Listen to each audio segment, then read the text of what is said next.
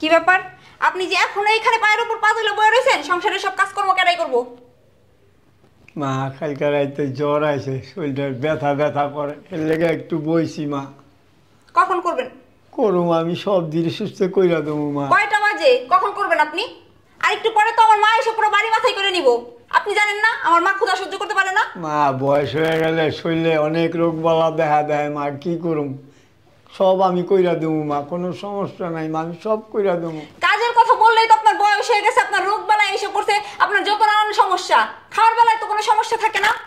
এমনই হচ্ছে বুড়া, কালকে যে কইছি আমি স্কুল ড্রেসটি দিয়ে দিই, তখন আমি কি করে স্কুলে যাবো? আমার মনে আসছিল না।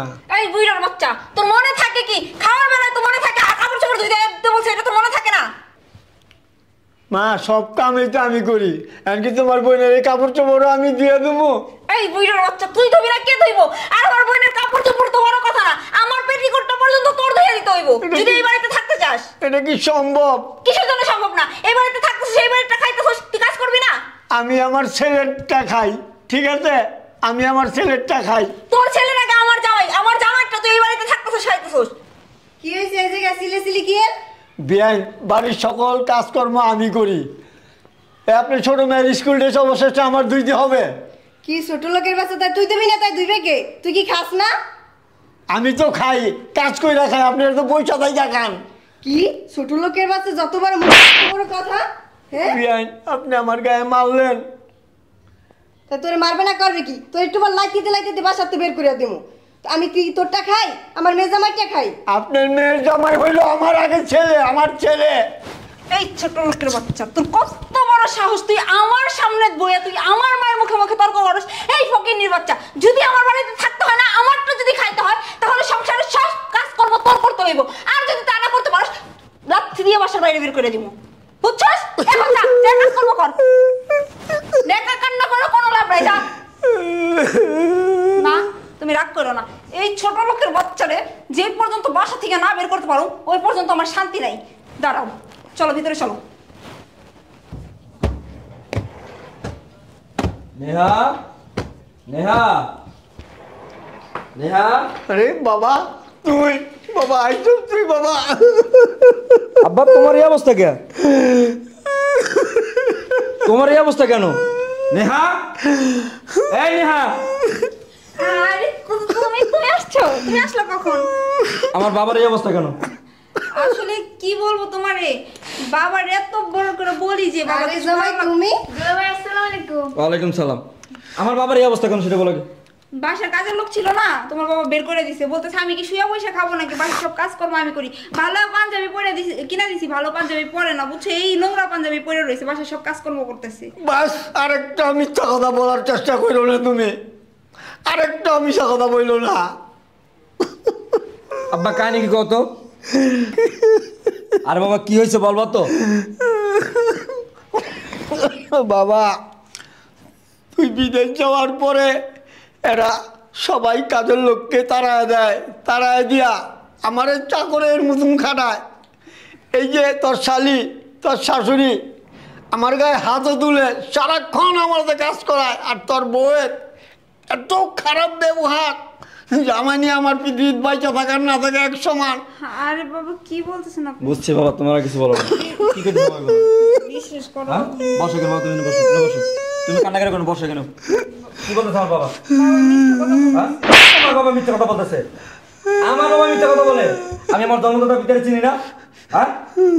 আর তোর মার কত বড় সাহস, সে আমার মা বাবার গায়ে হাত তুলে, তোর বোনের কত বড় কলিজা আমার বাবার গায়ে হাত তুলে, তুই থাকাকালীন কথা বলছ কেন? হ্যাঁ আমাকে চিনেই না বাবা ওরা, আমি একটা কাজের লোকের চেয়েও খারাপ এদের তুমি কাছে। শান্ত হও, আমি দেখতেছি। কথা বলছ কেন? তোর গপেশ দাঁড়া। আরে জামাই, বেয়াই মিশা কথা বলতেছি। বেয়াই আপনি মিশা কথা বলেন কেন? আর জামাই তুমি তোমার বাবার কথা শুনে তুমি আমার মেয়ের গায়ে হাত তুলো কেন? চুপ থাকেন, একদম একদম চুপ থাকেন। আপনার কি লজ্জা শরম নাই? হ্যাঁ লজ্জা শরম আছে আপনার? লাজ লজ্জা আছে? হ্যাঁ আপনি আমার বাবাকে হাত তুলেন, আমার বাবার কথা বলতেছেন, আর আপনি এই তো কবে উঠছেন? কথা বলতেছেন না কেন? কথা বলছ না কেন? তোর মায়ে কবে আছে ব্যক্তি? মানে আসলে তুমি বিদেশ গেছো না, তার কয়েকদিন পরে আসছে। আমি তো বিদেশ গেছি 5 বছর, তো তোর মায়ে 5 বছর ধরে আমার বাড়িতে? হ্যাঁ তুই একেবারে আমার কর্ণ প্রদর্শন করছ নাই?